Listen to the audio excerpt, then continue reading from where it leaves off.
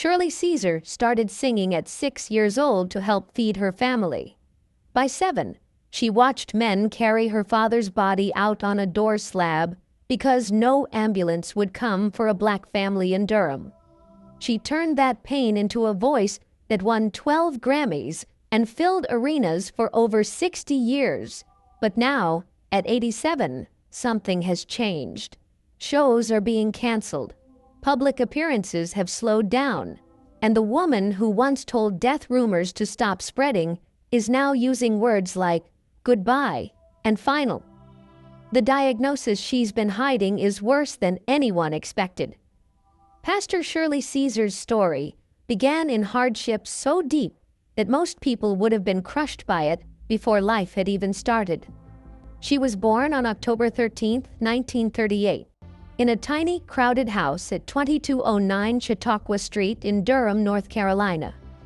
She was the 10th of 13 children, and every corner of that home felt the pressure of too many bodies, too little money, and too many needs waiting to be met. Her father, Big Jim Caesar, worked brutal 12-hour shifts at Liggett and Myers Tobacco Company during the Depression, sorting tobacco stems in thick dust for less than $10 a week. Her mother, Hallie, worked there too until her health gave way in 1939. The house carried the smell of cured tobacco, and with it came hunger, strain, and the kind of worry that never really slept. Meals were often no more than bologna sandwiches or cornmeal mush stretched across 13 mouths. Winter coats were patched with rags. There was no indoor plumbing until 1945. Rent came late so often that eviction threats became part of the air the family breathed. And yet, in the middle of all that strain, there was music. That was the one thing in the house that felt bigger than the walls around it. Big Jim Caesar was not only a factory worker, he was also a powerful gospel singer, a towering man at 6'2" and about 250 pounds. And on weekends, he became the lead voice of the Just Came Four, a Durham gospel quartet that could fill churches and tents with pure force. They sang in places like Mount Gilead Baptist Church and drew huge crowds. Sometimes 500 people would come to hear them. They blended old quartet harmony with the heat of live preaching. And when Big Jim sang, people said the room shook. He earned only a small share from those performances, but even that mattered. One strong weekend could put a little money in his pocket, enough to buy Shirley her first dress. More than that, it gave the family something poverty could not touch. It gave them hope. Big Jim believed in Shirley long before the world ever knew her name. Night after night, he told her that her voice would feed nations. He carried that belief like a prophecy. He brought her on stage when she was still just a little girl, and by age 6, in 1944, she stood in front of people and sang, "Jesus Loves Me," while tips were tossed onto the stage. She was tiny, but her voice already carried feeling. At home, after his factory shift ended at 6 in the evening, rehearsals would begin later in the shack, and he would coach her with all the fire he had. He wanted strength in her voice. He wanted spirit in it. He wanted it to sound like truth. Even when bosses fined workers for humming at the tobacco plant, Big Jim kept singing. Music, to him, was not decoration. It was survival. It was the way out. Then, just when that hope seemed strong enough to carry the family forward, everything broke. On January 15, 1946, Big Jim collapsed during rehearsal after what was described as a brain seizure. He was only 42. Shirley was just 7 years and 3 months old when she watched men carry her father's body out on a door slab because there was no ambulance service ready for black families like theirs. There was no soft landing after that. There was no rescue. Hallie was already physically limited because of an old factory injury that had badly damaged her left foot. And now the man who had carried the family was gone. His death took away money, stability, and comfort all at once. The funeral cost $150, a huge amount for the family. And even that had to be covered through gospel connections and help. Soon, the rent fell behind again. Sheriff notices came. Welfare turned them away. Hallie could not work. The children gathered scrap metal. Some stole coal from trains. Hunger became sharper than ever. One of Shirley's brothers was hospitalized in 1947 for malnutrition. At home, Hallie thinned grits with water and kept going. That pain could have silenced Shirley, but instead, it pushed her toward the very thing her father had planted in her. If Big Jim had once said her voice would feed nations, now that voice had to feed the family first. And that changed everything. Grief stopped being only grief. It became purpose. By 1948, when Shirley was 10 years old, the church had become her lifeline. On October 17th of that year, she stood at Mount Gilead Baptist Church on Pettigrew Street in Durham and sang "Precious Lord" before a crowd of around 300 people. Her hands trembled, but her voice did not fail her. She had no formal training. What she had was memory. She had her father's sound in her ear, his force, his phrasing, his sense of timing. When the offering plate came back with money from that performance, every dollar went straight to her mother. That mattered more than applause ever could. Soon, pastors began inviting her back. Then they started inviting her elsewhere. She was booked for a couple of appearances each month, then more. Durham churches usually paid children nothing, but Shirley was already becoming an exception because people could feel there was something rare in her. And because she understood the pressure at home, she did not treat singing as play. She treated it as work, duty, and calling all at once. She still tried to keep up with school, though it was hard. She missed Fridays. She studied when she could. She used the Bible and her sharp memory to keep moving. But church was where she was becoming herself. By the spring of 1949, crowds swelled even more. Older people who had seen singers all their lives watched this young girl and knew she was not ordinary. Sometimes people hugged her after services and handed her food. Sometimes those church visits brought home not just money, but a little peace.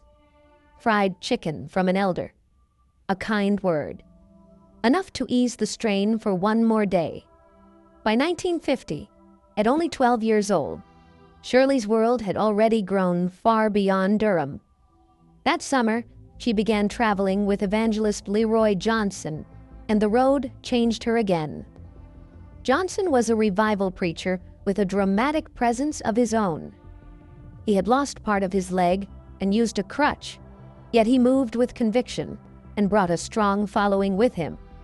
Shirley, billed as Baby Shirley, opened revival meetings in tents packed with hundreds of people.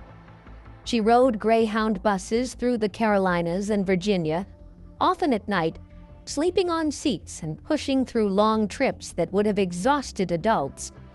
The pay was around $15 a night, plus meals. And by the week, that could outdo what her father once earned at the factory. For a child from a house where every coin mattered, that was enormous. Still, the money did not erase the difficulty. She was very young, and the travel was hard. Sometimes there were threats. Sometimes there was fear. Sometimes the law itself became a problem, because child labor rules did not match the reality of what her family needed and what her gift was already doing. Yet, she kept going. One weekend at a time, one service at a time, she built stamina. She learned how to stand before adults and hold a room. She learned how to move from singing into preaching tone. She learned how to keep giving even when tired. Other girls her age were living ordinary teenage lives. Shirley was riding buses, standing under tent lights, and helping feed a family. That early grind also built her name in black churches across the South before the music industry ever really caught up. By the time she was 13 in 1951, she had already spent years on roads between towns, churches, and revival grounds. She was preaching, singing, leading choirs, and standing in front of grown congregations with a kind of authority that did not match her age. That reputation mattered because it meant her first record did not come out of nowhere. It came out of years of being tested in real rooms before real people. Then came the breakthrough that made her harder to ignore. In late 1951, when she was just 13, Shirley recorded "I'd Rather Have Jesus." The session took place in Cincinnati for Federal Records, connected to King Records, and it became a turning point. She was still young enough that even the label bent the truth and promoted her as even younger to help sell the miracle of her gift. The record went out on 78 RPM discs, and copies began moving through church networks and black stations. It did not explode overnight in the modern sense, but it traveled. It passed from hand to hand, from church to church, from one listening room to another. People heard that voice and remembered it. Backed with "I Know Jesus Will Save," the release grew into a true early gospel hit. She was paid a flat session fee, not the kind of money her talent deserved. But that first record did something bigger than pay a bill. It proved her father had been right to believe in her. Once that door opened, more kept opening. By 15, Shirley was already being talked about in church circles as the girl with the voice from North Carolina. But even with that rising name, she did not leave the real world behind. In 1956, at 18 years old, she enrolled at North Carolina State College, which is now North Carolina Central University in Durham. She studied business education because she was practical enough to know life needed structure and support. For a while, she tried to balance both worlds. She lived the student life during the week, went to class, worked on assignments, and then slipped back into church work, singing and ministering on weekends. It was exhausting. Mornings were for lessons. Nights were for prayer meetings, sing-ins, and church events. She tried to make room for a normal future, but the call on her life kept getting louder. Then, in 1957, that tension broke in a way she never forgot. During a typing test in class, Shirley heard her name spoken aloud, though no one around her had said it. She asked the student beside her if she had called out, but the answer was no. The moment unsettled her deeply. She walked out before finishing the test. Later, lying on her bed, she heard the same voice again. The words she later described were clear and direct, telling her that she had been called from her mother's womb and anointed to preach the gospel. For Shirley, that was not a passing emotional moment. It was a dividing line in her life. After that, she stopped trying to shape herself around an ordinary plan. Music and ministry were no longer two things she was trying to fit into life. They became her life. That inner certainty soon met outer opportunity. In 1957, the Caravans came through Durham. They were already the most important female gospel group in America, and to sing with them meant stepping into the top level of gospel music. The group needed a voice.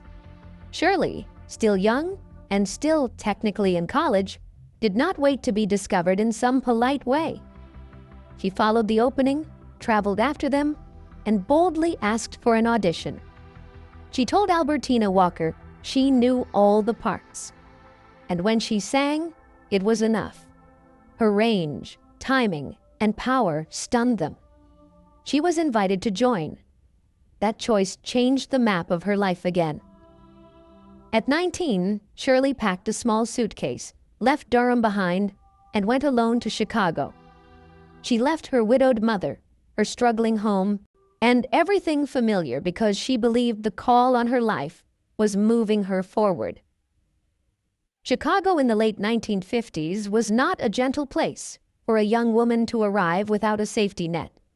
But Shirley had already lived through enough to know that fear could not be allowed to lead. From 1958 to 1966, she spent 8 intense years with the Caravans, and those years sharpened her into a national force.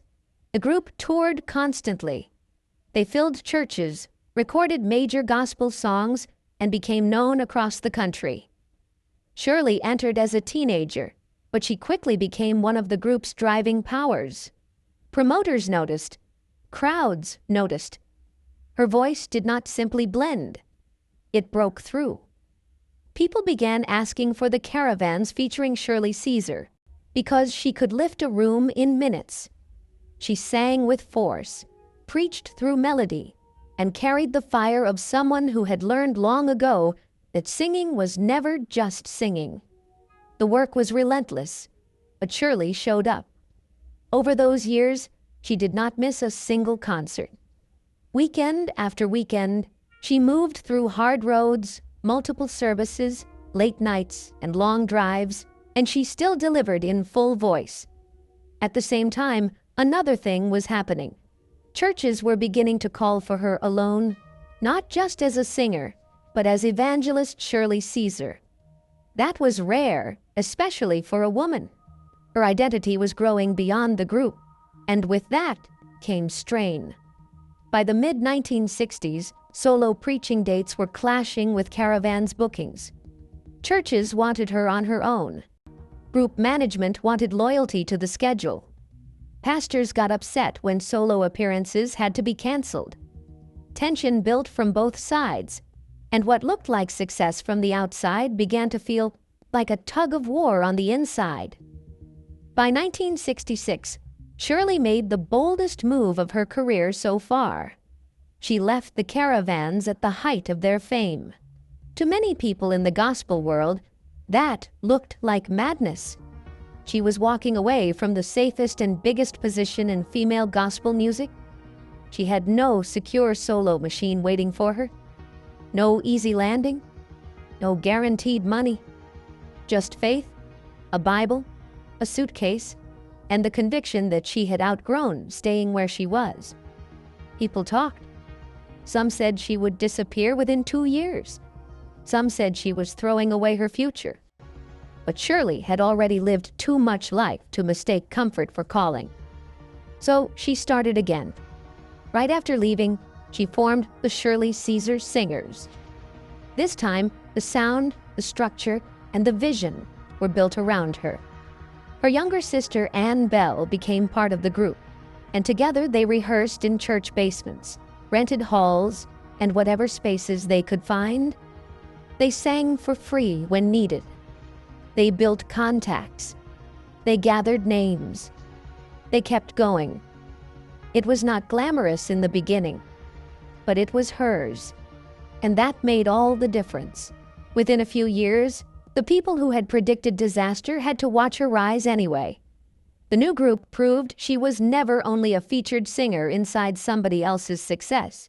She was a leader. She was a builder. She was the center. By the late 1960s and early 1970s, her recordings and tours were reaching deeper and wider. Radio played her songs. Churches booked her in large numbers. Her solo ministry grew stronger than the fear people had attached to her decision. The risk that looked reckless in 1966 became the foundation of something lasting. Shirley Caesar did not just sing songs. She turned the whole stage into church. That is what made her feel different from almost everyone else in gospel music. Starting in the early 1970s, she would walk out in white robes and begin what people later called a running sermon. For the next 30 to 40 minutes, she would preach, tell stories, shift into different voices, lift the crowd, and then slide right into the song without losing the feeling. One moment she was speaking like a pastor, and the next she was singing with full force. Lines like, "God is not dead," were not just words in the show. They felt like sparks. People in big arenas felt like they had been dropped straight into a packed black church. There was shouting, clapping, crying, and testifying. What she created was later known as sermonic gospel, and it became her signature for decades because she made every performance feel like a live revival instead of a concert. That gift for pulling people in also pushed her into a new level of recognition. In 1971, at the 14th Annual Grammy Awards, Shirley Caesar won her first Grammy for Best Soul Gospel Performance with "Put Your Hand in the Hand of the Man from Galilee." The record had come out in 1970 on Sacred Records, and by the time the award arrived in 1972, the song had already spread through black churches across America. The title itself pointed clearly to Jesus, but it was Shirley's delivery that gave it fire. She did not sing it in a quiet or distant way. She sang it like she was calling people to respond right then and there. That first Grammy mattered because it was not just one award. It was the beginning of a long road that would eventually bring her 12 Grammy trophies over the years. Then came one of the biggest surprises of her career. In 1975, Shirley Caesar crossed into mainstream radio with her version of "No Charge," a song first written by Harlan Howard and made famous in country music by Melba Montgomery in 1974. Shirley took that song and turned it into something else. In her hands, it became a deep and emotional soul ballad about a mother's love. Her voice would crack at the line, "No charge, call me mother," and that crack carried real feeling. It reached people who may not have known her from church at all. The record climbed to number 40 on the Billboard R&B chart in early 1976, and it also reached the pop charts. For a gospel artist in the 1970s, that kind of crossover was rare, very rare. "No Charge" became her only major hit in that wider lane, but it showed the music world that Shirley Caesar could move hearts far beyond the church pew. And yet, the deeper story of her career is not just one hit or one era. It is the way she stayed strong across decade after decade. Over the course of her life, she collected 12 Grammy Awards in categories like Best Gospel Performance, Best Soul Gospel Performance, and Best Traditional Gospel Album. Those wins did not all come at once. They were spread out over many years, with Grammy victories in 1980, 1984, 1985, 1992, 1993, 1995, 1996, 1999, and 2000, which proved that her place in gospel music was not temporary. She kept recording, kept preaching, and kept finding ways to matter. Then, in 2017, she received the Grammy Lifetime Achievement Award, a rare honor given to artists whose impact on music history is considered truly extraordinary. Beyond the Grammys, she also gathered around 15 Dove Awards, roughly 14 Stellar Awards, an NAACP Lifetime Achievement Award, and even a McDonald's Golden Circle Lifetime Achievement Award. Churches honored her. Christian radio honored her. Mainstream institutions honored her too. By then, it was obvious that Shirley Caesar was no longer just a star in gospel music. She was one of its lasting pillars. That same truth became even clearer in 2000, when the Gospel Music Association inducted her into the Gospel Music Hall of Fame. What made that moment special was not just the honor itself. It was the timing. Many artists receive that kind of recognition near the quiet end of their journey. But Shirley Caesar was still out there working. She was still recording albums. She was still traveling. She was still standing before huge churches and packed arenas. The Hall of Fame honor looked back on more than 50 years of gospel service, from her early child star days as Baby Shirley, through her years with the Caravans, through her solo career, and her Grammy-winning records. It did not place her in the past. It confirmed that she was a living legend while she was still active, still visible, and still shaping younger gospel artists who looked at her and saw preaching, performance, and long life in ministry all joined in one person. By 2010, Even Hollywood had to recognize what the church world already knew. Shirley Caesar received a star on the Hollywood Walk of Fame, which is a rare honor for a gospel singer. That alone said a lot. The Walk of Fame usually celebrates movie stars, pop icons, and rock legends, so her name joining that street placed her in a very small group of gospel artists who had crossed into that kind of public recognition. Thousands of fans came to the ceremony. Many of them held Bibles and church programs in their hands. And in perfect Shirley Caesar fashion, she did not simply smile for pictures and move on. She preached right there at the unveiling, turning the moment into a mini worship service. That star became more than a marker on the sidewalk. It became a symbol of how far her voice had traveled, from Sunday morning choirs to film, television, and mainstream entertainment. But behind all the public glory, her personal life moved with its own weight and surprise. On June 27, 1983, 44-year-old Shirley Caesar married 64-year-old Bishop Harold Ivory Williams, Senior Bishop of Mount Calvary, Holy Church of America.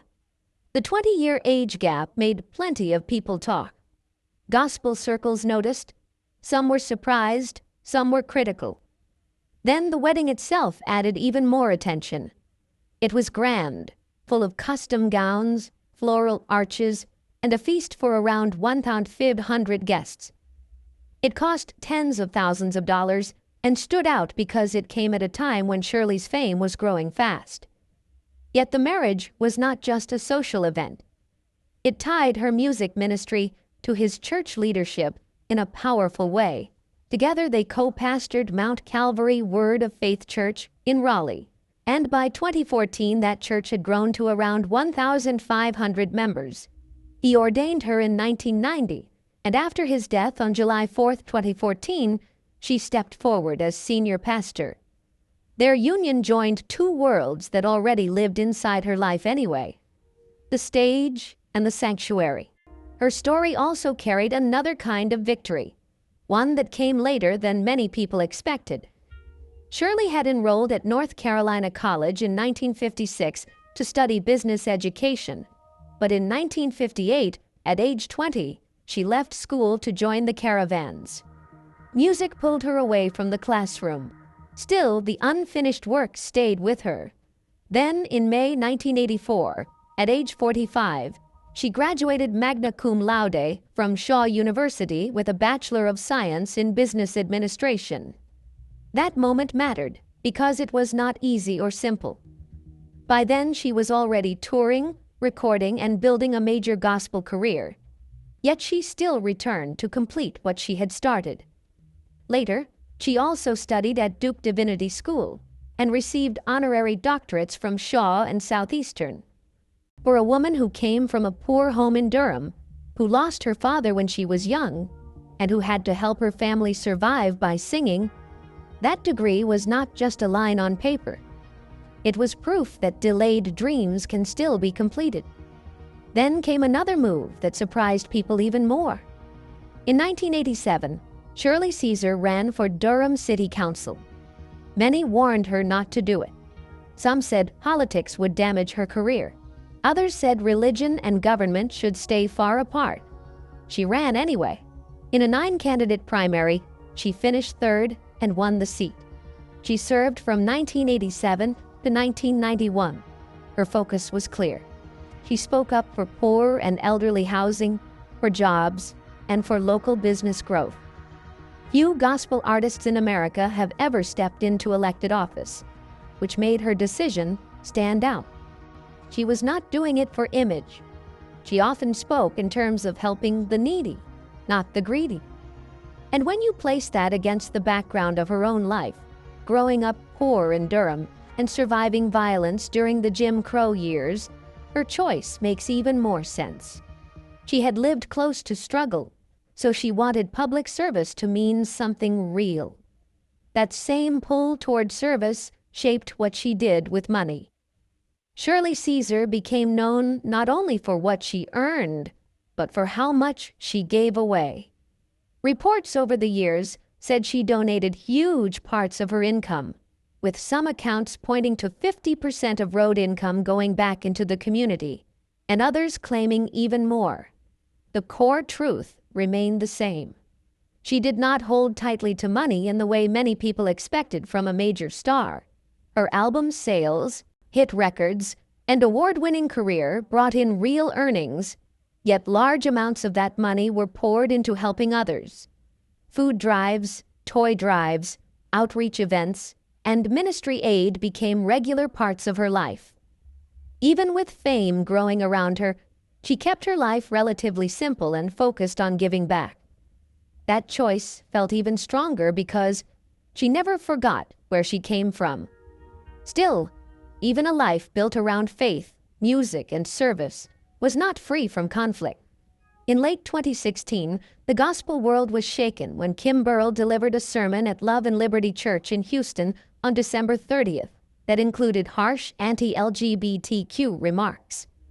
The video spread online by January 2, 2017, and backlash came quickly.